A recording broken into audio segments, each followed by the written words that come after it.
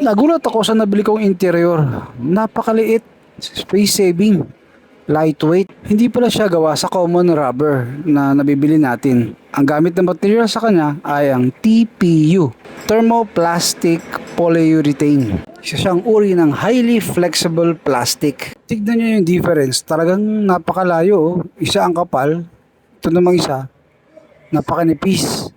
So para talagang andali niyang bitbitin lalo na sa aking isang bike to work.